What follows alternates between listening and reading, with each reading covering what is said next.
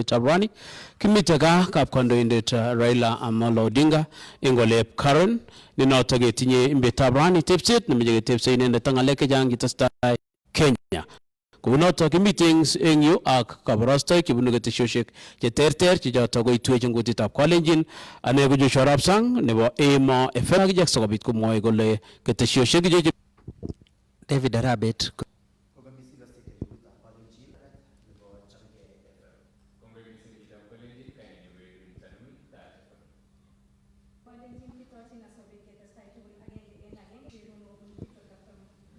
Kugul missing kuyiga kaskibendi ke wale kutit kebe Kiswahili sakabit keguyege aga toendeni animipe Tabrani.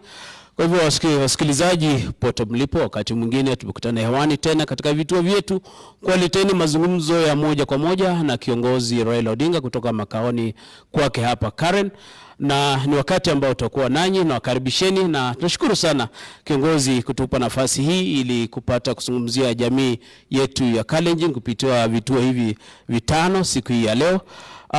Tuanze kwanza kupatia nafasi ili upate kuwasalimia wasikilizaji wetu popote wanapotusikiza asubuhi ya leo. Asante sana Bwana Sang, mimi na furaha kukuona tena kama umerudi kwa utangazaji.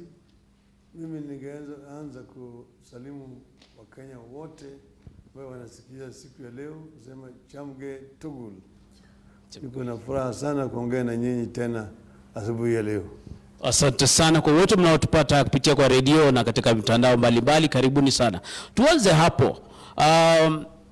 Wasikilizaji ama wale watu supporters wako kutoka katika jamii ya Kalenjin ambao walikupigia kura mwaka wa 2007 kwa wingi, kwa fujo sana, lakini kidogo mwaka wa 2013 ni kama kidogo walitoka hapo. So wengi wanauliza Arab Mibei wetu walienda wapi? Asante sana. Sio ati wameniwacha, hiyo ni porojo. Manake nimezidi kupata kura hata mwaka 2013. Nipata kura yangu kiasi, ingawaje kufika ile kiwango ya 2007. Na tena 2017 vile vile nilipata kura hapa na pale. Kwa hivyo siwezi kusema ati wameniwacha au nisahau. Unajua ya kwamba Arab Mibei ni yule yule na sijabadilika. Yani sera yangu, msimamo yangu kwa kabila ya Wakalenjin imebaki yale yale. Na marafiki yangu wengine wako naye, niko nao. Kuna wengine ambao walinipa kisogo, wakahama na wakaenda pande zile nyingine kwa sababu ya tofauti ambayo wewe mwenyewe unaelewa vizuri. Kwa hiyo mimi nataka kuambia kwamba tumerudi, tuko pamoja, na mimi ningependa tuendelee pamoja vile tumekuwa hata wakati ile ambaye kulikuwa na dhiki mingi zaidi. Na wao wanajua vile sisi tumetembea pamoja. Wakati tulikuwa pamoja, hakuna mtu ambaye anaweza kunitoa lawama ati mimi nilibadilisha kisogo. Kwa hiyo mimi nataka kuambia vile nimeambia watu wengine ya kwamba kuna pambauka sasa. Waje pamoja, tufanye pamoja. Asante. Ili niwape wenzangu, kuna jambo hili ambalo watu wengi wanajua kwamba mwaka huu wa 2007 ulikuwa na mtu mmoja ambaye kwa kweli kabisa kura alizizoa na alikutafutia kule Rift Valley, na alikuwa kiongozi kati ya wale viongozi vigogo wa Pentagon. Huyo ni naibu wa rais sasa hivi. Watu wengi wanauliza kule nyumbani, Arab Mibei na Arap Ruto ni wapi walikosania hawa watu? Sang, ujue kwamba mwaka wa 2007 yule ambaye alikuwa kwenye mstari wa mbele zaidi katika bonde la Ufa alikuwa anaitwa Kipkalia Arap Kones. Yeye ndiye alikuwa kiongozi ambaye alinipeleka huko wakati huo. Baadaye tukashikana hata na Arap Ruto. Yeye alikuwa kwanza, yeye alikuwa anataka tukaenda naye mpaka kumchujo, kisha baadaye sasa akarudi kwa upande wetu. Kwa tulikuwa tunaenda fujo, yule ambaye alikuwa anaongoza kuleta watu kwa upande yangu enda kwa Konesa chini upande ya wale wa Arap Ruto alikuwa huko upande wa Uasin Gishu, na upande wa Nandi tulikuwa na bwana Kosgei, Arap Kosgei na Sali Kosgei. Alafu upande mwingine tulikuwa tuna bwana Musa Sirma. Kwa hivyo tukitumia hao watu wote tulijaribu tukaweza kuweka watu pamoja na tukafaulu. Na vile wewe unavyojua tukawa na serikali ya mseto kwa sababu yale ambayo yalifanyika. Wakenya wote walijua hatukushindwa kwa hiyo kwa uchaguzi. Lakini tukalazimishwa kugawanya, tukawa katika serikali ya mseto.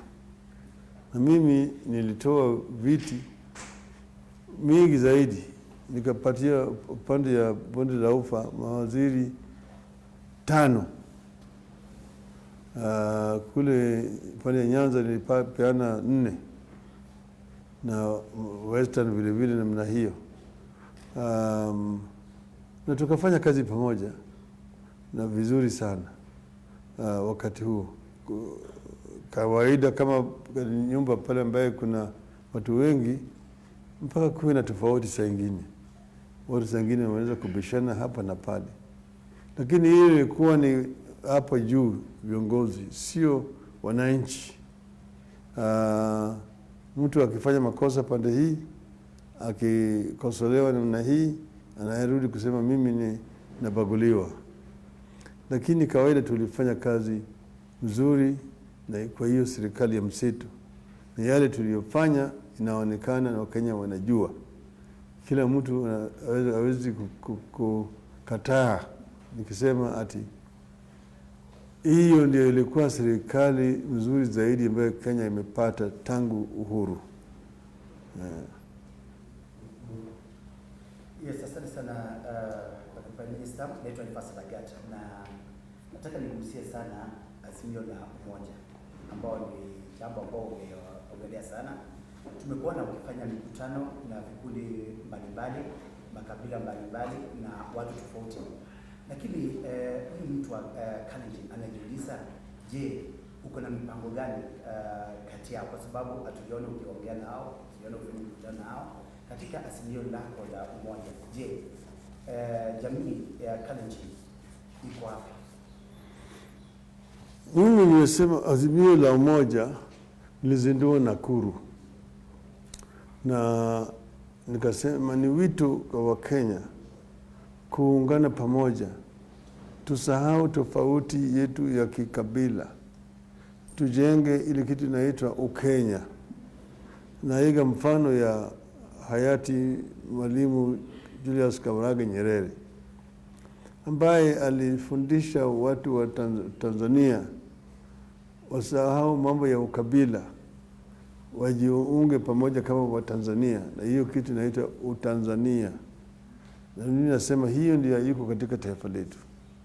Taifa letu bado imegawanyika kwenye msingi ya kikabila.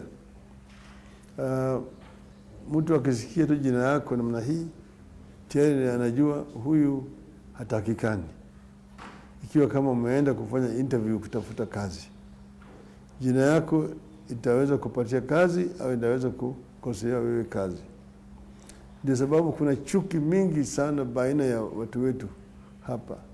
Unakuta mtu analia ati yeye alikuwa hapo mbele, anakuja amepitiwa na watu wengine ambao wametoka chini kwa sababu yeye atoke kwa kabila ya mkubwa.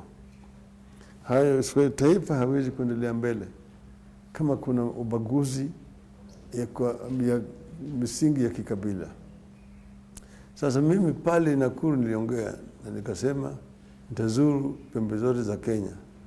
Niongee na Wakenya, niwaeleze kinagobaga ni yale ambayo ni kitu gani tunaweza kufanya tumalize tuunganishe Wakenya ili tuweze kupata maendeleo ambayo waanzilishi wa taifa letu walikuwa wanataka, yaani kutimiza ndoto ya Kenya.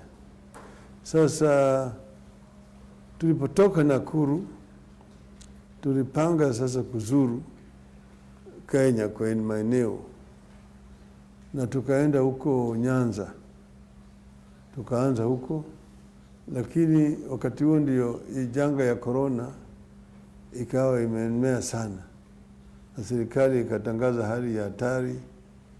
Tukaambiwa sasa hatuwezi kuendelea mbele na hizo mikutano, lakini ilikuwa tukitoka huko Nyanza tuende mkoa wa Magharibi, tuende Pwani, tuende huko kaskazini mashariki, turudi Bonde la Ufa na kadhalika. Kwa wakati huu tumeshaweza kufanya sasa, tunapunguza idadi ya wale watu ambao wanakuja, na tunafanya katika town halls. Tumefanya Kakamega, kisha tukaja tukachukua makabila ya Maa, tukaenda huko Kajiado, baadaye tukaenda huko Mombasa, mkoa wa Pwani. Kutoka huko mkoa wa Pwani tumerudi tena, tumeenda huko sasa, juzi tumeenda upande wa Garissa, ambayo tulichukua mkoa wa kaskazini mashariki na mashariki ya juu, yani Marsabit, Isiolo, Mandera, Wajir na Garissa. Sasa wiki ijayo tutakuwa Turkana, alafu baadaye kesho tutakuwa Eldoret. Pale Eldoret tutachukua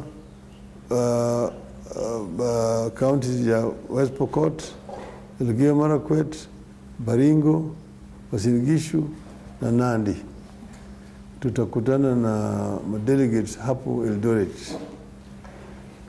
Kutoka hapo tutafanya Nakuru, Bomet na Nakuru. Kisha baadaye sisi tutaenda huko Ukambani. Alafu lakini kabla hayo tutakuwa tumeenda Meru, Embu na Tharaka Nithi. Alafu Ukambani kisha tutakuja kufanya upande wa mlima wa Magharibi. Tukimalizia hapo tutaingia Nairobi. Hapo itakuwa ni mwisho. Na yale yote tutafanya nimaliza mwezi huu wa Oktoba. Kwa hivyo tuko na program ambayo rundikana kabisa. Lakini mimi na hakika kwamba tutamaliza. Hiyo ndio nipe wenzangu hapa. Azimio la umoja ni jambo nzuri sana, ni wazo nzuri. Lakini sijui utafanya aje ili kuhakikisha kwamba hilo drill la ndoto inaenda vizuri, kwa sababu majuzi mkiwa na mkutano hapa Nairobi katika hoteli moja, nisikia kiongozi mmoja akiongea na watu aliongea kana kwamba analenga jamii fulani katika mambo kwamba wanaleta mafurugano. Je, utafanya haja ili kuhakikisha kwamba hilo ndoto limeenda vizuri na watu ambao mnatembea nao wanapeana mambo ambayo yanastahili? Yale sisi tunafanya ni mafunzo kwa watu wetu, kuonyesha kwamba hii Kenya ni ya watu wote. Tuko hapa na makabila 46 na kuna mtu ambaye amekuja hapa Kenya kwa mwaliko ya mtu mwingine. Kila Mkenya yuko hapa kwa haki yake. Kwa hivyo mpaka sisi tuheshimiana na tupendane. Hiyo ndio msingi ya maendeleo katika taifa letu. Tena tunawaambia ati nchi iko na karibu kila kitu ambayo inahitajika nchi hii iwe imeendelea zaidi. Kenya inacheza kimaendeleo katika ligi ile ambayo haitakikani acheze. Ni kama wewe unacheza kwa Division 3 huko chini. Na Kenya tunasema inaweza kucheza kwa Super League. Kila mara kwa mara watu tunapoongea wanaongea kama Kenya ni mtoto ambaye alikuwa amelemaa, hawezi kukua, ni kama anakuwa na huruma na Wakenya. Lakini sisi tunasema tumepoteza wakati. Ndio sababu bado sisi tuko hapa. Rika zetu walitoka wameenda mbali, na sisi bado tuko hapa tunang'ang'ana mambo ya kikabila. Alafu ndio sababu hiyo ufisadi imeingia. Ufisadi imeingia, imemea kabisa. Sasa unakuta mtu anaruka hapa na pale, amebeba pesa mingi zaidi ambayo ameiba. Akikuja pande ile sisi tumeshangilia. Hiyo ni kitu ambayo hatutaki. Ndio sababu tunaambia leta hii mambo ya azimio ya umoja wa Kenya waungane, ili kama unaona ndugu yako amefanya makosa, useme angalau amefanya yeye ni kabila yangu, ni mtu yangu, hata kama yeye ni mwizi anaiba na kuja kugawa na sisi. Hiyo Kenya haiwezi kuendelea mbele namna hii. Naam, naitwa Winnie Cherono kutoka Kitweka. Niko na swali kuhusu BBI. Mahakama ni kama ilizima ndoto ya kubadilisha katiba. Ulichukulia vipi? Sisi tusema hatukukubaliana na uamuzi wa mahakama, lakini tuliheshimu kwa sababu hiyo ni demokrasia, na tuko na mahakama, wao wanaangalia sheria hapa na pale. Lakini saa ingine waenda kwa mahakama, wao wanafanya mna hii. Ukienda kwa mahakama ingine, wanasema ile mahakama ilifanya makosa. Kwa hivyo siwezi kukubali ya kwamba hiyo ndio sheria. Ndio sababu naona mkuu wa sheria ameenda kwa mahakama ya juu, yaani Supreme Court, kutafuta maoni yao. Manake watu wengine wanaweza kucheka ati Mungu limefanya hii sio nini, hawajui yale athari ambayo wanapatia wa Kenya. Manake ikiwa kama hiyo uamuzi ya mahakama ikiwachiliwa namna hiyo, hakuna wakati mwingine ambayo Wakenya wataweza kubadilisha katiba ijapokuwa kwa ruhusu ya mahakama. Manake kama unaambiwa ati kutafuta sahihi, ati kuna njia ya kuangalia sahihi nini, sahihi ni sahihi, ni mtu ameweka na ni milioni moja. Uwezi kwenda ati unaangalia moja, itachukua wewe mwaka mzima. Na sisi tumesanya masahihi milioni 4. Wanasema kulikuwa na makosa. Wanasema ati hatukushauri wananchi. Na hiyo tume ambayo tuliweka, hiyo jopo kazi, ilizuru Kenya mara 2. Imeenda kwa counties 47 mara 2, wakifanya town hall meetings kila mahali. Na baadaye sisi tukafanya mikutano. Tulienda kwanza huko Nyanza, tukakutana na watu huko Kisii, na tukafanya mkutano wa hadhara. Tukaenda Kakamega, watu kutoka mkoa wa Magharibi wamekuja hapo kwa Buhungu Stadium, tukafanya mkutano mhadhara. Tukaenda Mombasa, Magina Drive, wapwani walikuja kutoka pembe zote, tukafanya mkutano hapo. Tukaenda Kitui kwa Ogena Wakamba. Kutoka pale tukaenda Narok, tukaongea na kutoka pale tukaenda Garissa. Kutoka Garissa tukaenda Meru. Ilibaki tufanye Nakuru na Eldoret, ambayo sasa tulizuiliwa na COVID ikazuka. Lakini wale watu ambao walikuwa nasanya maoni walileta maoni hizo hapa. Na yote bado wanasema ati haitoshi. Sasa wewe unajiuliza ni nini itatosha? Naam, kuna yale masuala ambayo yanahitaji Mkenya wa kawaida katika hili BBI. Ni nini utafanya ili kuona kwamba yametekelezwa? Kwanza kama ile ya division revenue bill, yale pesa ambayo yatatumwa kufika serikali za kaunti, na ajira kwa vijana na kukuza uchumi wa nchi. Kulikuwa na mambo zingine ambazo zilikuwa hazitaji kubadilisha katiba, ambazo zilikuwa ziliwekwa pale kama mabills, zikipita ni sawa, lakini bado inaweza kupelekwa kwa bunge. Hii mambo ya ugavi ya rasilimali. Wengine wanasema hapo ati wahitaji kubadilisha katiba ndio ufanye hiyo. Na mimi naweza kuambia wao hiyo ni uongo. Kila mahali katika ulimwengu hii mambo imeleta utata. Maana serikali ya juu inataka pesa mingi ibaki juu. Hata ukisema ati minimum, sahihi katiba inasema minimum ni 15%. Yani hakuna kitu ambacho inazuia kuenda juu ya hiyo. Lakini hawaendi maana kwa sababu wao wenyewe wanahitaji ile pesa huko juu. Kwa hivyo tunasema haitakani iwachwe kwa discretion ya serikali. Ya serikali ya siku. Kwa mfano mimi najua na tumetoa ahadi mimi nikikwenda huko juu nitazidisha ifike angalau 35%. Lakini hiyo ndio Raila Odinga. Siku nyingine utokana na serikali kama hii ya Uhuru na Ruto na watabaki hapo. Wasikudanganye manake walikuwa hapo 2013, 2014, 2015, 2017 tuliwaambia walikataa. Sasa watakwambia wewe ati siji ni handshake imebadilisha mambo. Hiyo ni porojo. Hawataki kufanya haya. Ndio sababu unaangalia katika nchi zingine kama Nigeria wameweka kwa katiba. Nigeria serikali imegawanya kwenye viungo vitatu. Iko local ambayo inapata 20%. Iko state inapata 35%. Alafu federal inapata 45%.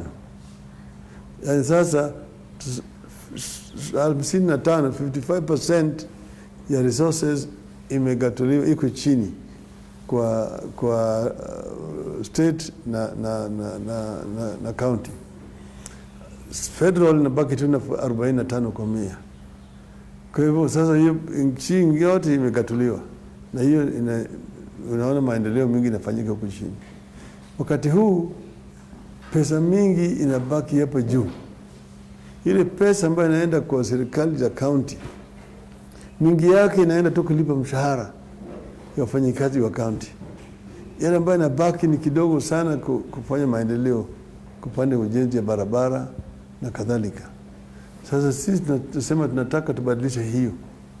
Na mimi mwenyewe nimeahidi wa Kenya kwamba nikipata nafasi nitafanya namna hiyo.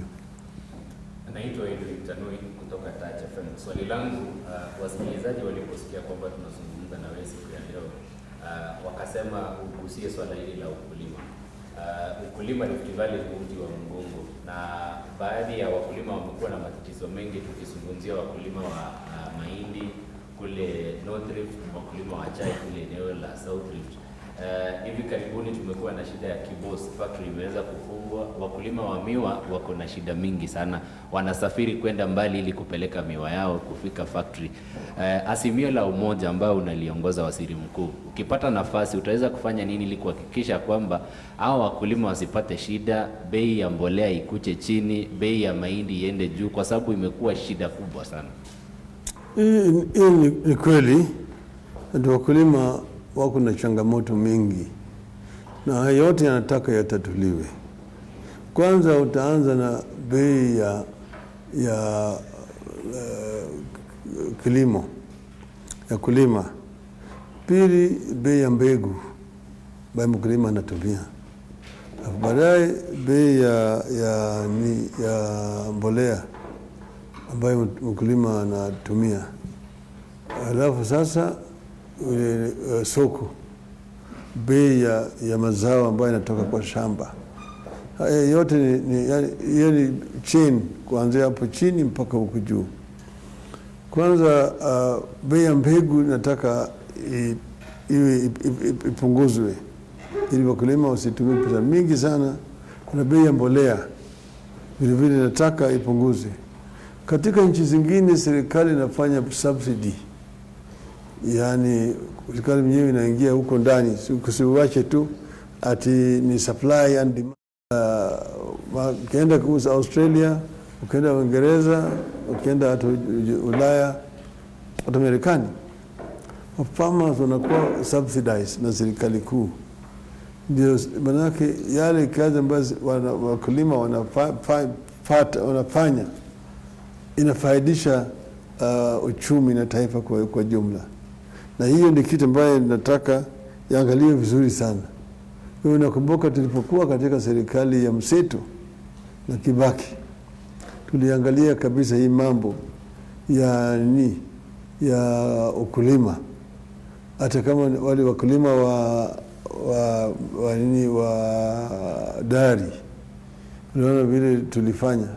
Tulikuja kupata kama KCC ilikuwa imekufa, tukafufusha na bei ya maziwa yenyewe ikaenda juu na wakulima wakafurahi. Bei ya majani chai na bei ya mahindi, unaona hapa wamekuwa kila mara hawaangalii maslahi ya mkulima. Wanaleta mahindi kutoka Uganda, kutoka wapi, na inakuta kama sasa unakuta kama magala ya NCPB imejaa, na wakulima vile vile wamekwama na mahindi katika magala yao. Serikali haielewi, haijui. Sisi tulikuwa na kitu ilikuwa inaitwa NESC, National Economic and Social Council, ambayo ilikuwa ni kama kwa kimombo inaitwa think tank, ambayo ilikuwa inasaidia serikali, na ilikuwa inakutana kila baada ya kila miezi mitatu tulikuwa tunakutana. Tulikuwa pale na wataalamu kutoka Malaysia, kutoka Singapore, kutoka Korea, kutoka Uingereza na wa Kenya. Ilikuwa rais au mimi, ilikuwa mimi nakuwa mwenyekiti. Na ukipeleka pale, ripoti ya kwanza ilikuwa ni ile ya utabiri hali ya anga, meteorological report. Miezi mitatu imepita na ile ambayo inakuja, na unatueleza vile hali ya anga iko.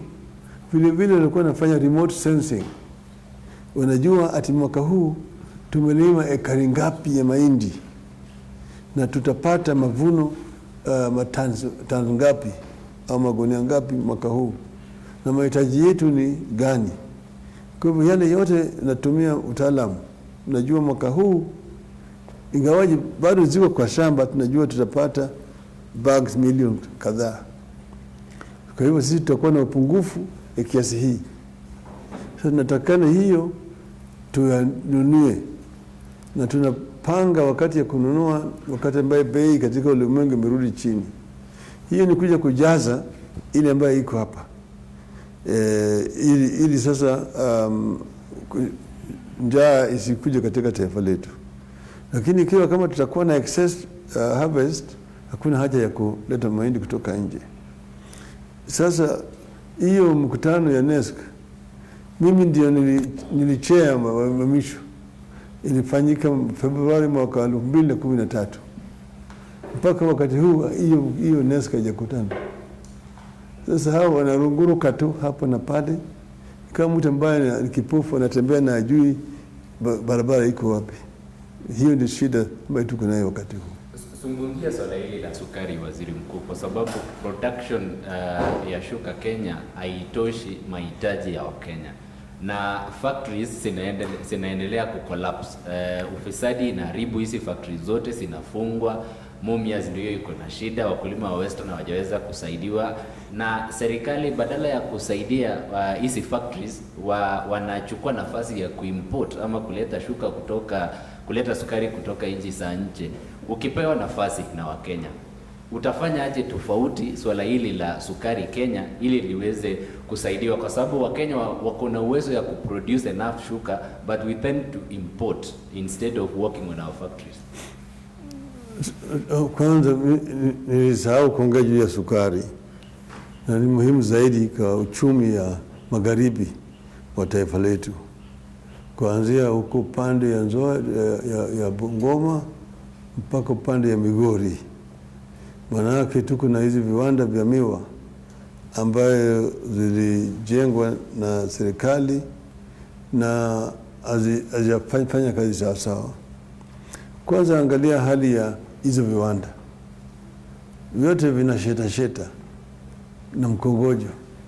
Ukianzia Nzoia, uingie Mumias, ukuje Miwani, uingie Chemelil, Moroni, uende Soni.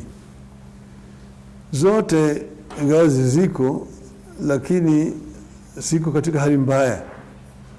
Mingi zao sasa zimezeezeka.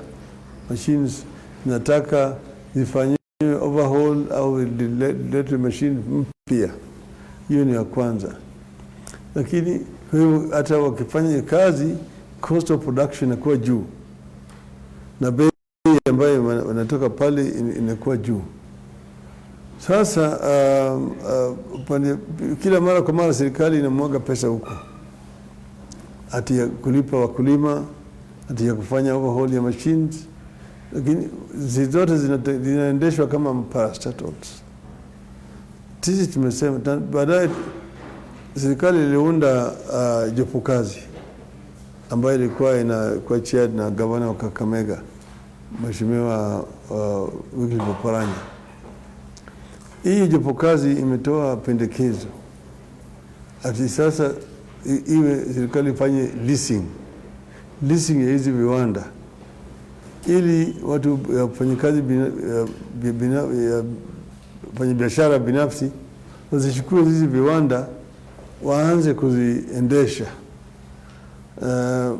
ili walete ile private sector discipline.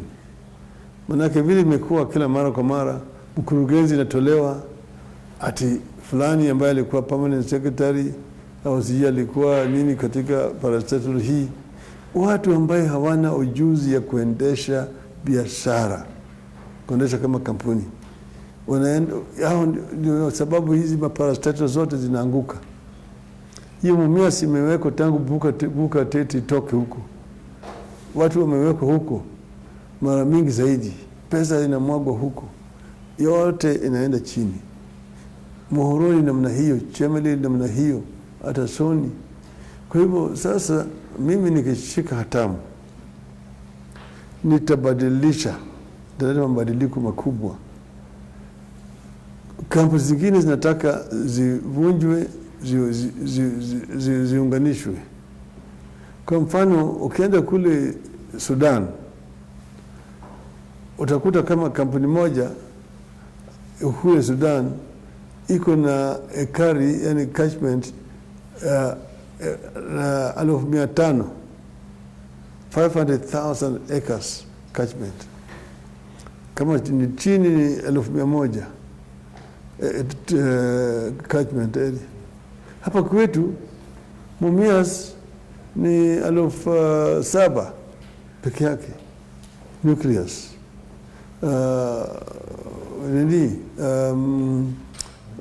Moroni vile vile ni 500,000 sijui Chemelil 7,000. Ile ambayo ilikuwa kuna kubwa ni Miwani 10,000 nucleus. Hata Mumias haifiki huko, hata Soni.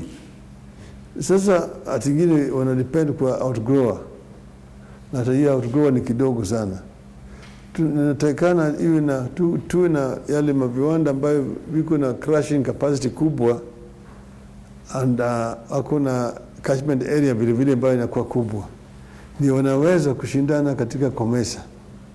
Wakati huu serikali inalazimishwa kufuata protection ya COMESA. Maana soko ikifunguliwa, sukari ambayo inatoka Zambia, inatoka huko Malawi, inatoka huko Swaziland, itajaa hapa. Lakini wakati huu kuna wale wafanya biashara ambaye wana export hii situation ambayo iko hapa.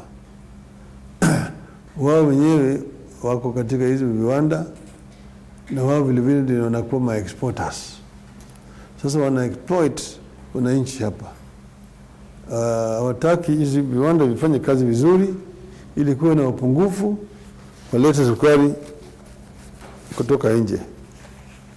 Wakati kwa mfano tunaleta sukari kutoka Uganda. Ni aibu kubwa, maana Uganda ilikuwa inaleta kuchukua sukari kutoka Kenya. Sasa Uganda iko na self sufficient kwa sukari. Sasa kila mara wanaomba Kenya kutumia hii East African Community ile treaty kuleta sukari kutoka huko. Hii ni aibu kabisa. Na mimi nina hakika tunaweza kutosheleza mahitaji wetu kwa upande wa sukari kama viwanda hivi zote vitakuwa vinafanya kazi at maximum capacity. Ukianza Sony mpaka Nzoia, hakuna sababu ya sisi kuimport. Tunaweza kuexport sukari. Waziri Mkuu, kwa majina ni David Bet kutoka kwa Masisi. 2007 jamii ya Rift Valley, jamii ya Kalenjin ikakupa kura zote, kama kuna zile zilipotea ni chache. Kabla ya mula wenu wa 2013 kukawa na mambo na Mau, msitu wa Mau. Wanauliza, je, Raila Odinga akipewa nafasi mwaka huu, mwaka 2022, tutarudi pale pale? Mambo na Mau iko vipi, Raila?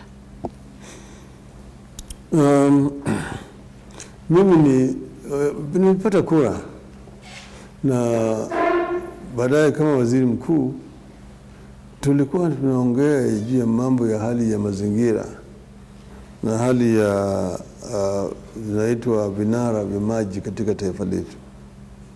Na vile ninavyojua vinara kubwa zaidi hapa katika taifa letu ni Mau, ni Mlima Kenya, ni Aberdares, ni Chiranganyi, ni Mlima Elgon.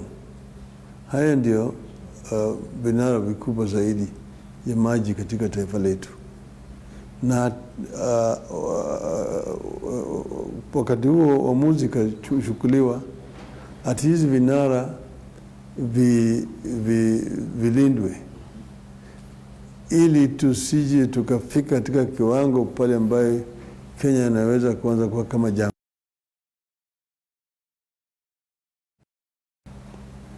Na tukakuta kama hizo vinara zingine yote zilikuwa zimevamiwa na squatters, na walikuwa naishi huko ndani wanakata miti, na miti kama unakata unaharibu vinara. Sasa maji inaanza kupotea.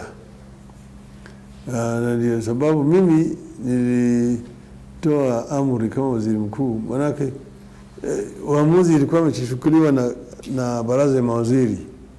Sasa kazi ilikuwa ni kutekeleza, na nikaamrisha waziri wangu wa mambo ya misitu, Bwana Noah Wekesa, ndiye alitekeleza hii mambo.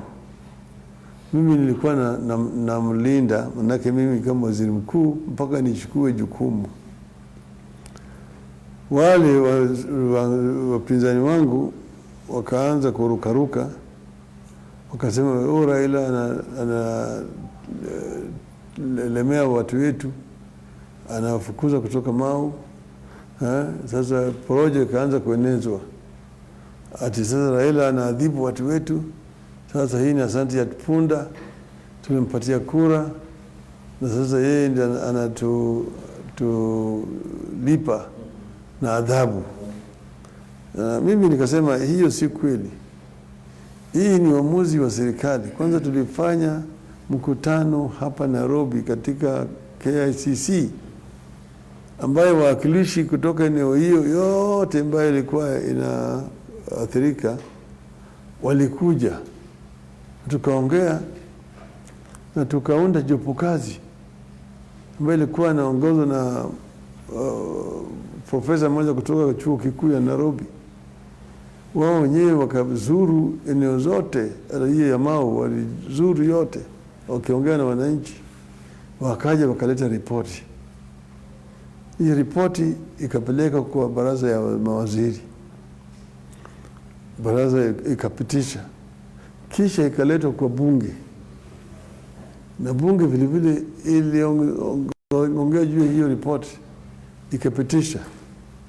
Sasa ikabaki tu sasa kutekeleza. Sasa hii report sasa iko inatekelezwa, wakaanza kunirukia mimi.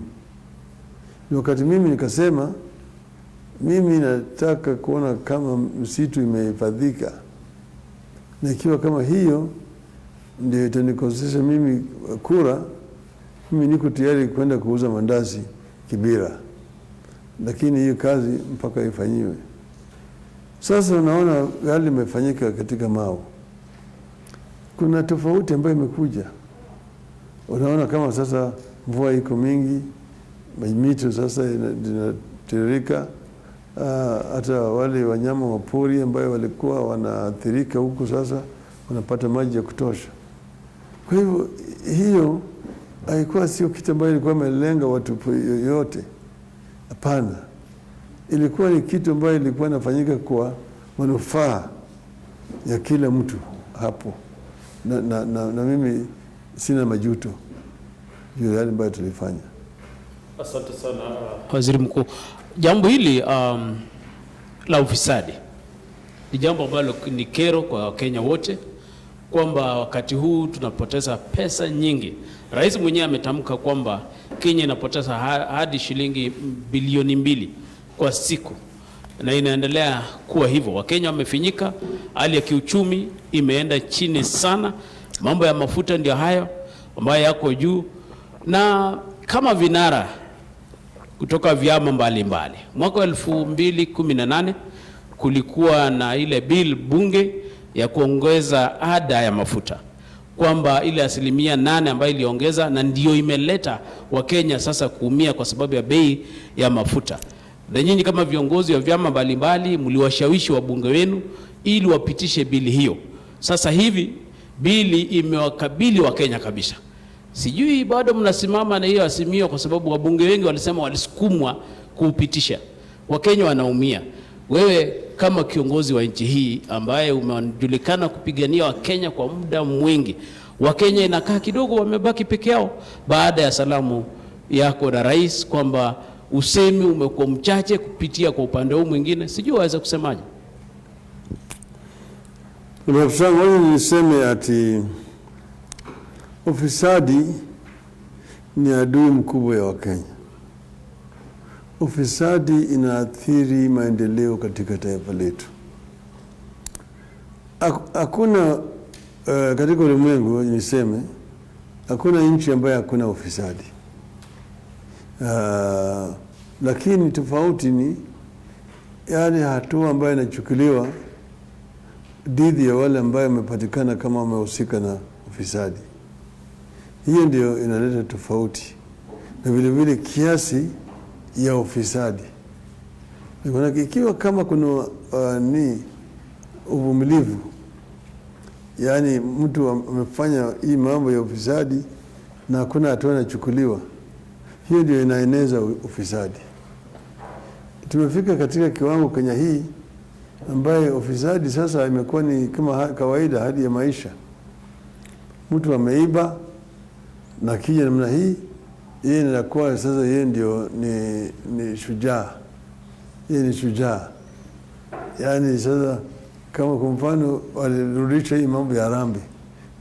Wakati tulikuwa na Kibaki tulipiga marufuku harambee. Harambee ni msingi ya ufisadi. Mtu anakuja pale ameiba huko pesa, ufisadi ni wizi tu. Na akitoa hapo ni anapigiwa, anashangiliwa. Hakuna mtu ambaye anauliza huyu jamaa ametoa wapi. Sasa ile ambaye ameenda pale anaenda yeye ni mbamba kama shindano. Baada ya mwaka mmoja miaka 2 amefura kama kupe, ambaye tia amefyonza damu ya ng'ombe. Sasa yeye anakuwa yeye ni mtu mkubwa, magari makubwa kubwa, ile 4-wheel drive iko pale. Amejenga nyumba pale ilikuwa kama palace.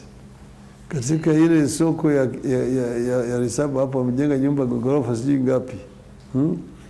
Huyu mtu mwingine amenunua hata helikopta. Sasa anakuja naye. Katika hii shule ameenda amekuja basi ya shule amepatia watoto. Pande ile nyingine grupu ya kina mama amepatia, grupu ya kina vijana pesa pande hii. Kila mahali wakitembea ni yale ni masanduku, briefcases na ile ma 4-wheel drive si ngapi. Hakuna mtu anauliza huyu mtu hii pesa anatoa wapi. Hata kama una biashara kama ya Safaricom huwezi kuwa na pesa kiasi hizo. Lakini sasa ukianza kama inatoka kule juu, wanaona wale wa juu wanachota, sawa wa chini vile vile wanaanza kuiga hapa chini. Sasa kwa hivyo ufisadi imekuwa mbaya. Sasa hiyo pesa wakishatoa, sasa hazina ya serikali imebaki haina pesa. Ndio sasa naona bei ya bidhaa inapandishwa sasa ili kurogota ushuru. Kwa mfano hii serikali ya Jubilee, shida ambayo imekuwa nayo ni shida ya kukopa pesa kutoka nje kwa gharama ya juu.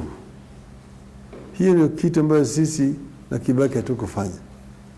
Na hiyo yote imefanywa katika kipindi ya kwanza ya Jubilee 2013 mpaka 2017. Yale ambayo mnalipa sasa ilifanyika katika hiyo kipindi.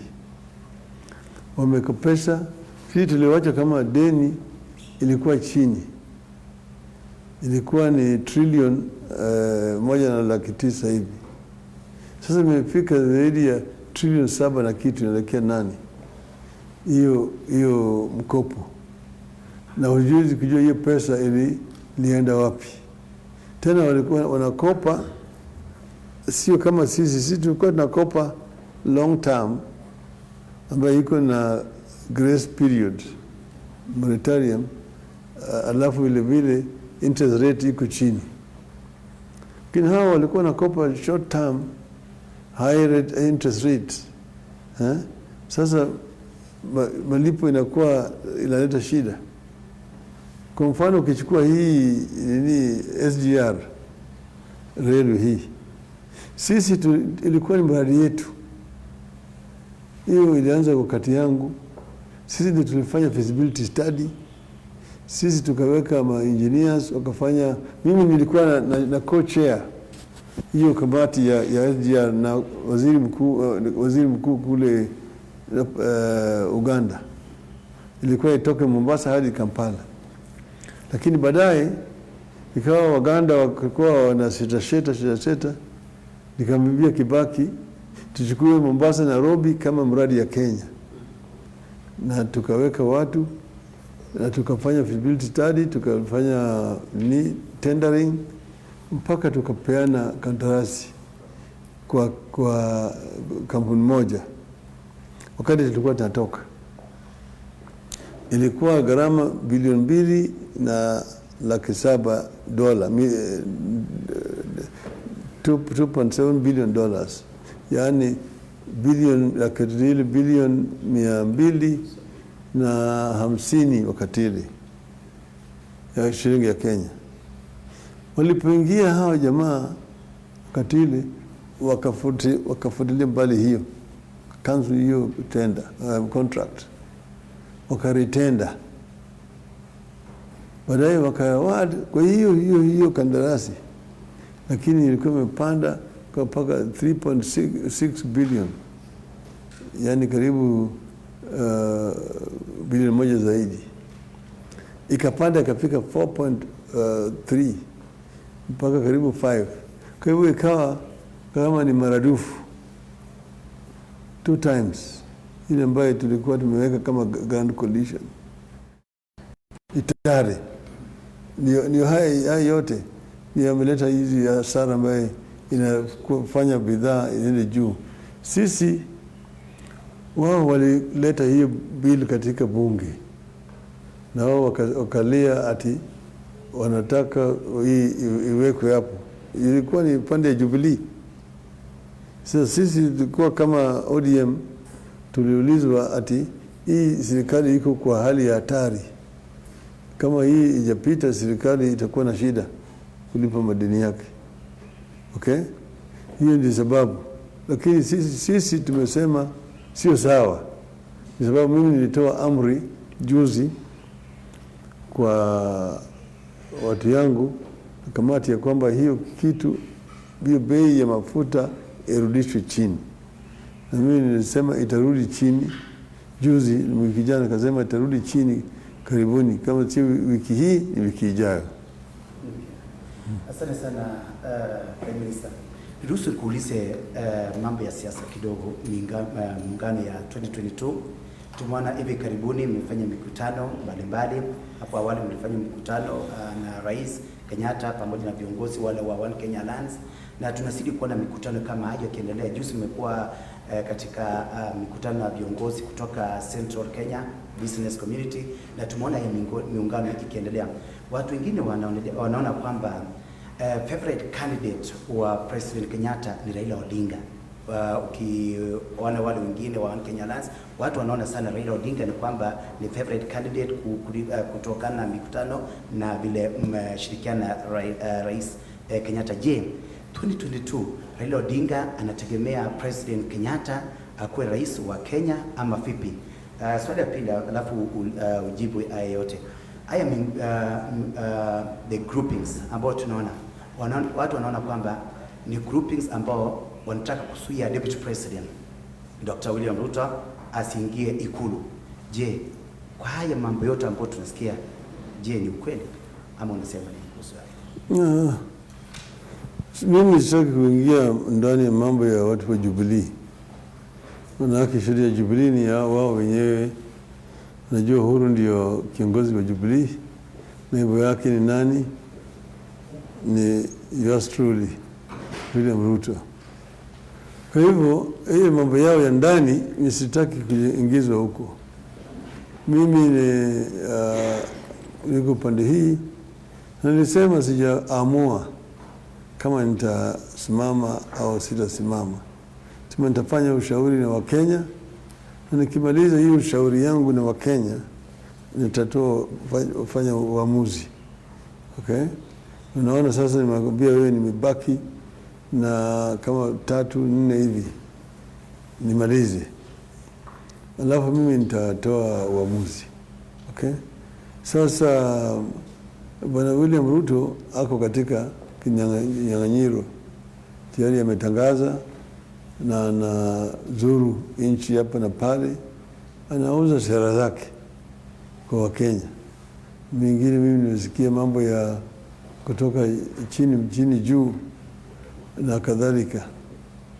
Hiyo ni haki yake kama Mkenya kuwania kiti cha urais. Hakuna mtu anaweza kuzuia mtu yeyote asiwanie.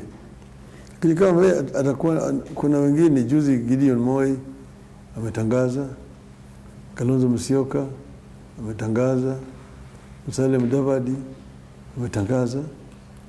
Hiyo ni haki yao. Hiyo ni demokrasia katika taifa letu. Ni kama wewe unazuru, unafanya kampeni mpaka juu ya kwamba kuna wengine watakupinga. Utakuwa na pingamizi. Ati wewe unasema hii na hii si sawa, si watu wanataka kuzuia wewe. Wanaona tu wewe ni mpinzani wao. Ndio sababu mpaka wakukosoe, wapate makosa na yale ambayo wanasema. Hiyo ni demokrasia. Hakuna ubaya. Watu wengi wamesema mambo mengi juu yangu na kadhalika. Na mimi na wasifu ati hiyo wanafanya vizuri. Unajua ukiwa kama unakimbia peke yako, huwezi kujua mambo vile unavyokimbia. Kama huko katika kiwanja ya mpira unacheza, wewe unajaribu bahati yako kabisa, unafanya yale unaona ni vizuri. Lakini utaanza kusikia kama wale mashabiki wanaanza kupiga kelele kwa coach. Toa Rapsang. Toa hii, ndio sasa utajua kwamba gawaji ni jaribu yako zaidi, lakini haitoshi. Okay? Sasa kwa hivyo, lakini ikiwa kama unakimbia peke yako kwa muda mrefu, Manake kama wamesema Ruto amekuwa nakimbia tangu 2017 kwa kiwanja, amekuwa nakimbia peke yake. Sasa kama unakimbia peke yako, umeshinda nani? Hakuna mtu ameshinda, unajishangilia peke yako. Lakini sasa ukipata washindani ndio utaanza kusikia uzito. Sawa sawa. Waziri Mkuu, baada ya kufanya handshake na President Uhuru Kenyatta, nafasi ya opposition ama upinzani Kenya tunaweza sema imekosekana. Hakuna mtu ambaye anaweza kukosoa serikali. Wakenya wanakutambua kwa siku mingi kwa kuweza kusimama na wao kwa matatizo mengi yanayowakumba na kuweza kukosoa serikali. Nafasi yako kwa sasa kwenye serikali ya Jubilee ni ipi? Wewe umesema wewe uko serikali ya Jubilee, bali nafasi yako ile ya kitabu ya kuonekana kukosoa serikali na kusimama na Wakenya kwa sasa huwa huonekani. Ufisadi umekuwa mwingi, hakuna mtu anasimama na kuzungumzia swala hili. Mimi sijafanya katika serikali ya Jubilee. Mimi sipati hata ndururu kwa serikali ya Jubilee. Na sina waziri wote wako pale, waziri ambayo walipendekezwa na rais na naibu wake. Wao ndio wako katika serikali. Sisi tuko katika upinzani. Sasa watu ambao kitu watu waelewi ni tofauti ya katiba tuko naye sasa na ile tulikuwa naye huko mbele. Katiba ile ambayo tulikuwa naye mbele huko ilikuwa iko serikali na upinzani katika bunge. Serikali inakaa pande hii na bunge na upinzani iko pande hii. Hiyo ni parliamentary system ya government. Lakini yale tuko naye sasa ni presidential system of government. Mawaziri hawako katika bunge. Wakati mbele tulikuwa na mawaziri katika bunge ambayo walikuwa wanauliza swali na wanajibu. Na nilikuwa waziri mkuu, kila wiki nilikuwa nakwenda bungeni, natoa taarifa ya serikali na uliza maswali na wabunge. Sasa hiyo ilitolewa. Sasa iko kitu inaitwa the majority and the minority. Na iko kitu inaitwa separation of powers. Yani iko executive, iko judiciary na iko legislature, bunge. Hiyo bunge iko na jukumu ya kukosoa serikali, yani oversight the government. Juu kwa jumla, majority ni minority, kazi yao ni kuangalia serikali. Sio hakuna ati iko ruling party huku katika bunge. Bunge kwa jumla kazi yao ni ku oversight serikali, sababu wako na kamati ya bunge hapa na pale ambayo kila mara wanaita mawaziri na yao, manake mawaziri hawamo katika bunge.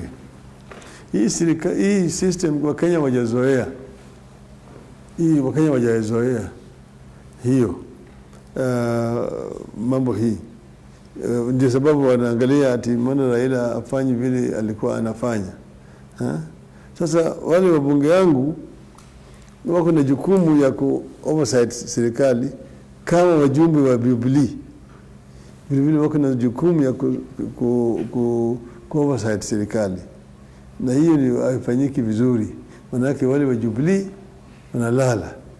Upande yetu tukiwaambia mwingine wanauliza maswali hapa na pale katika bunge. Okay?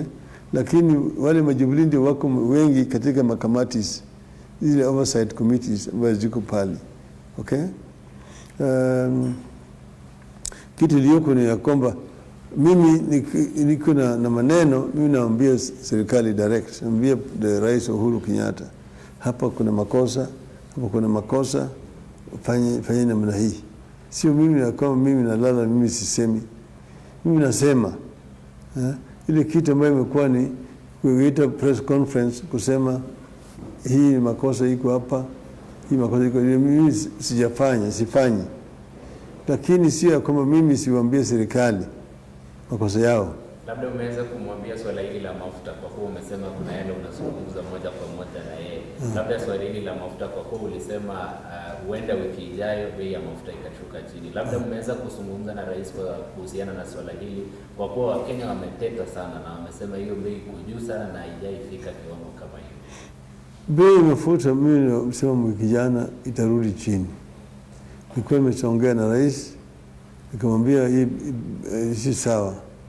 Hii inaumiza wananchi na uchumi kwa jumla. Maanake bei ya mafuta kipanda, kila kitu inapanda. Maanake mafuta ndio msingi ya uchumi, na nilisema ipunguzwe, na mimi na hakika itafanyika wiki hii, ikichelewa ni wiki ijayo.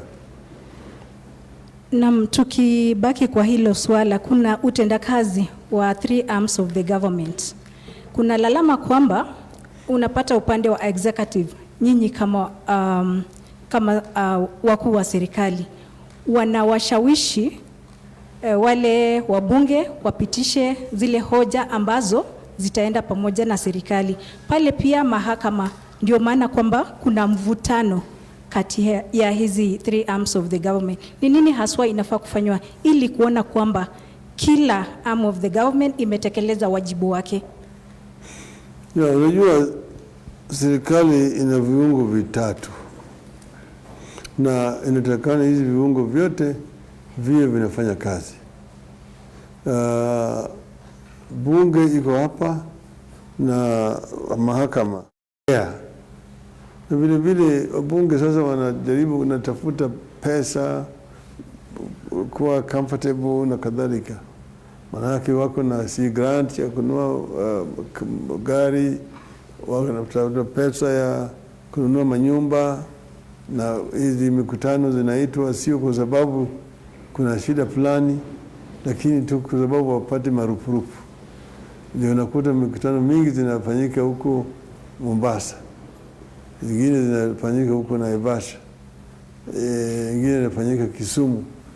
Manake hapo ndio wanapata rupurupu mingi zaidi, na gharama kubwa inatumika kwa hii mambo ya mikutano ya wabunge, ambayo sangine inaharibu hata wakati wa kazi ya watumishi wa umma wa serikali. Manake wanaitwa waende Mombasa kwa mkutano, hii wizara hii, tena wengine wanaitwa waende huko Naivasha na kadhalika, na mawaziri lakini wanaenda ng'ambo kutafuta zi nini, kila mahali wanatembea. Ndio sababu naona gharama kwenda juu. Bunge kuna bajeti ya shilingi bilioni 37. Mimi sidhani bunge inahitaji zaidi ya bilioni 20. Hivyo nini, mahakama inavurutana na serikali kuu. Kila mara kwa mara injunction imetolewa. Siku hizi kutopata injunction rahisi kabisa. Hii injunction ikatolewa na mahakama, kazi imekwama. Naona kila wizara mpaka ifanye kazi. Maana kama budget imepitishwa mwezi wa June, itakana kazi ianze kufanyika Julai. Maana hiyo financial July, August, September. Ni makandarasi ipewe. Barabara hii nataka ijengwe, hii hospitali nataka ijengwe, hii nini, miradi ya maji iko hapo, miradi ya stima. Sasa hizi mawizara wakifanya awadi ya kandarasi, yule contractor ambaye alipotea, manake tenders, kwanza procurement process ni iko very cumbersome. Inachukua kama miezi 3. Baadaye sasa, na wakipeana namna hii, kamati ya bunge imeingia, manake yule kandarasi ambaye imepotea hakufaulu, anakwenda kulalamika kwa bunge. Bunge imeita, imesimamisha hiyo ni ati inachunguza. Wao wanataka tu kitu. Wakimaliza namna hii, jamaa ameenda mahakama. Mahakama imetoa injunction. Wanatoa injunction bila kuita hata kumwambia serikali waje waeleze pande yao, yani ex parte. Sasa hiyo kandarasi imesimama, itachukua miezi 2-3 kabla hiyo kesi ijasikizwa. Ikisikizwa, ikiwa kama jamaa lose, sasa ni umefika mwezi wa April, May au June, utakuta wengine wanasema ati hiyo imekuwa cancelled, hiyo retended tena. Financially hiyo inamalizika, hakuna kazi imefanyika, pesa inarudi kwa hazina ya serikali, kwa hazina ya serikali tena. Hivyo hii mambo ya ufisadi imezidi. Iko katika mahakama, wanangoja yao, yani bunge pande hii, mahakama pande ile, executive pande hii. Hii inaathiri maendeleo katika taifa letu, na hiyo ni huduma ambayo mwananchi huwa anahitaji. Tunaona kwamba tumeona hii serikali ya Jubilee ni serikali ya kukopa, kuna madeni. Tutarajie nini kwa uongozi wa Raila Odinga? Kuongezea hayo ama kuongezea hiyo, waziri mkuu, tumekuwa tukijua Raila Odinga tangia. Kuna mageni ama are there new things we are waiting from Raila Odinga going forward? Umesema ni vizuri. Mimi najua kuna makosa ambayo yamefanyika hapa katika hiyo serikali.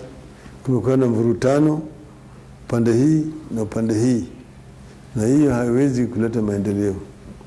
Sisi tulikuwa na serikali ya mseto na Kibaki, lakini tulikuwa tunaketi chini, mimi na Kibaki tunakubaliana ya haya na haya na haya tunataka kufanya, alafu tunapeleka kwa baraza ya mawaziri, inapitishwa, tunapeleka kwa bunge, inapitishwa, alafu kila wizara ilikuwa inatekeleza. Ile ilikuwa ni serikali ya mseto, sio hiyo, haikuwa ni serikali ya Raila Odinga mwenyewe. Mimi na hakika ningefanya hata zaidi kuliko yale ambayo tulifanya wakati ile. Mimi nimekuwa waziri mara 2. Nimekuwa waziri wa kawi, na yale mabadiliko nilileta katika wizara ya kawi yanajulikana. Mimi ndio nilileta hii mambo ya IPPs. Yaani zamani tulikuwa na monopoly ya Kenya Power and Lighting Corporation. Walikuwa wani generator, transmitter na distributor. Mimi nilileta reforms, tukakawa na sasa KenGen, kisha baadaye tukaleta Ketraco, alafu sasa Power and Lighting umebaki kwa pande ya distribution. Sasa mmeona ma private generators wamekuingia. Mimi nilileta ile O-Power huko Olkaria, nikaenda ikawa ni the first independent power producer katika taifa letu, na hizi Aga Khan wakaleta ile yao huko Mombasa. Okay? Alafu mimi nikasema rural electrification is an infrastructure, ni msingi. Haichukuliwe vile ilikuwa inachukuliwa ati unatafuta ona vile wanaweza kupata pesa kwa gharama ambayo umeleta, yani return on investment. Wakati hili ilikuwa kama unataka stima pakwende kwa Nyayo ndio atoe kibali, Power and Lighting ulete stima kwako. Mimi ndio nilitoa hiyo, nikaleta reform, nikasema rural electrification must be treated as an infrastructure. You don't look at it in terms of return on investment. Wanaweza kuleta stima kwa soko, watu wanaanza biashara huko, it triggers development in the village, and that itself creates employment and wealth in that region. Ndio tukaanza kusambaza stima kwa nini, kwa sababu nikiwa barabara nimeleta reforms hizi ni Kenya Roads Board, Kenha, Kera, Kura, mimi ndio nilizileta. under my charge. Nilikuwa napingwa vilivyo, na nikasema weza ku improve service delivery katili. Lakini sasa wakati ile hatukuwa na ugatuzi. Sasa ambayo tuko na ugatuzi, hakuna haja ya kera na kura. Tunatakana tuwe tu na KENHA.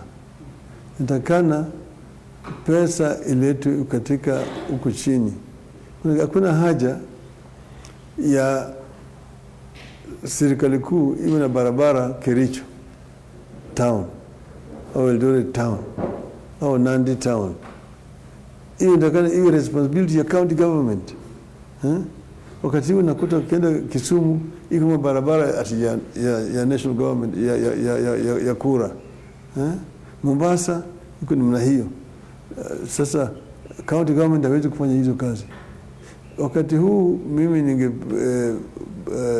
ondoa kura na kera, alafu tupeleke pesa mingi kule mashinani, tupeleke kama 35%, na tuwe kama national government tuna supervise the workings ya hizo county government, tumalize ufisadi, then wananchi watafaidika, service delivery itakuwa vizuri zaidi. Hakuna supervision ambayo inaendelea. Wakati tulikuwa katika serikali, tulikuwa na efficiency monitoring unit ambayo ilikuwa inaangalia vile serikali inafanya. Alafu tulikuwa na performance contracting. Kila mfanyakazi alikuwa na sign performance contract. Alafu ilikuwa tuko na evaluation ambayo inafanyika kila mwaka. Ilikuwa inatoa national government ilikuwa inakuwa evaluated, ministries, parastatals zote, all state universities ilikuwa inakuwa vetted, all local governments ilikuwa inakuwa vetted, and every year tulikuwa tuko na event hapo KICC. Tulikuwa na wizara 42. Ilikuwa kila mwaka number 1, number 2, number 3 mpaka number 42 in terms of performance. Parastatals namna hiyo, universities namna hiyo, local governments number 1, number 2, number 3 walikuwa napewa award. Mimi nasoma, Kibaki iko pale anawapatiwa certificate na award namna hiyo. Sasa ilikuwa performance ili improve, lakini sasa hakuna kitu kama hiyo. Kwa hivyo hawa ni wanatembea kama vipofu, hajui wanaenda wapi. Kwa dakika moja, waziri mkuu, unapanga kufanya kazi na nani mwaka wa 2022? Kwa kuwa kumekuwa na tetesi kwamba huenda kuna mipango ya kuifufua ile timu ya NASA ili ufanye kazi na wao. Kwa kifupi tu, unapanga kufanya kazi na nani? Timu ambayo utaka kufanya kazi nayo ukielekea uchaguzi unaokuja ni upi? Nafikiri ili upate kujibu yote, maana na muda wetu umeyoma. Kulingana na hiyo tufanye kazi na nani? Je, kuna nafasi ya mwanamke kuwa naibu wa rais mzee Raila Odinga 2022? Mwisho kabisa, jambo ambalo linaendelea ya Pandora Papers. Je, unaweza comment nini kuhusiana na jambo hilo? Mimi ndio kusema ati tulipata katika hiyo mseto. Sasa yeye alitoroka na ameenda na kimbia huko. Naweza kutapatia mtu mwingine na mimi nitafanya naye kazi. Manake mimi bado ni RPB yule. Kufanya kazi na wewe, labda mnaweza zungumza na William Ruto kufanya kazi tukielekea 2022. Yeye anakimbia peke yake huko. Kwa hivyo na hiyo yake ni demokrasia yake, hakuna haki ya kukimbia. Sasa mkipatia mimi mtu ndio unauliza juu ya mama, sababu gani?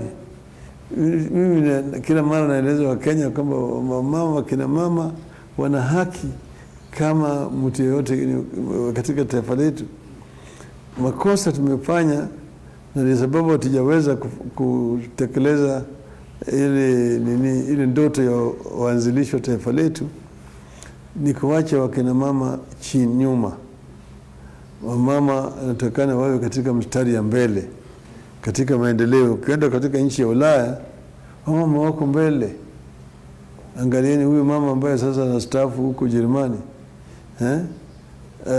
Alikuwa katika chuo kikuu ambayo mimi nilisomea hapo. Na amekuja, ameingia, amekuwa the best performing prime minister katika historia ya Ujerumani baada ya vita. Kwa hivyo mimi niko tayari kufanya na Wakenya wote. Umeniuliza juu ya mambo ya makaratasi ya Pandora. Hiyo ni Pandora's box. Hii mambo ya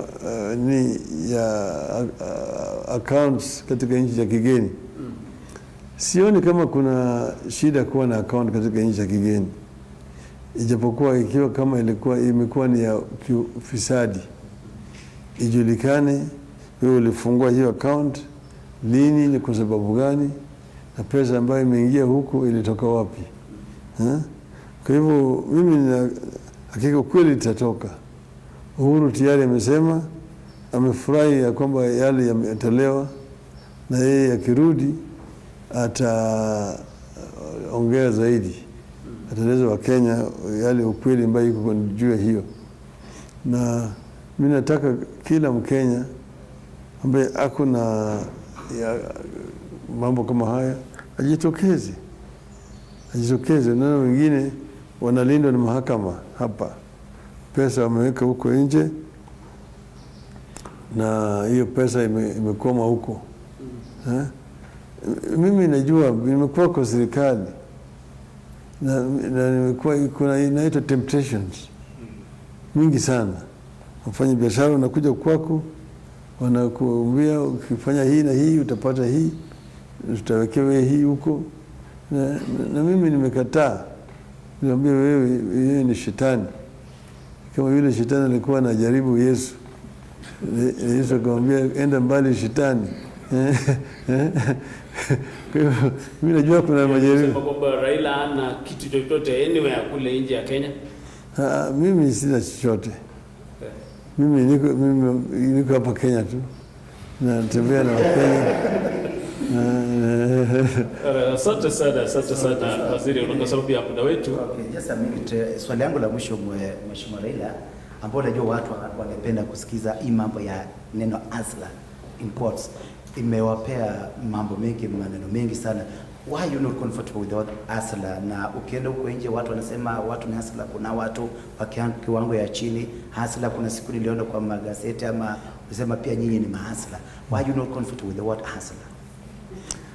Unajua ukiangalia kwenye kamusi ya Kiingereza mambo ya hustler si mambo mzuri sana.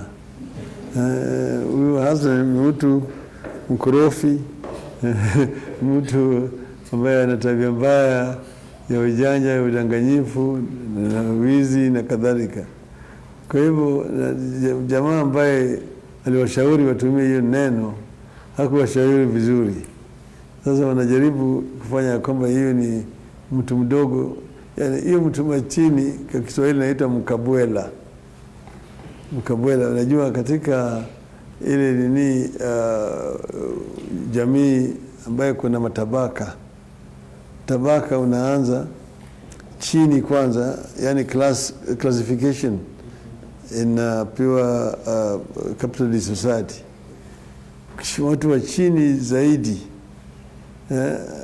kwanza unaanza huko juu. Unaanza juu. Mbepari ni yule mtu ambaye anamiliki njia ya kuzalisha mali. The owners of means of production. Mbepari.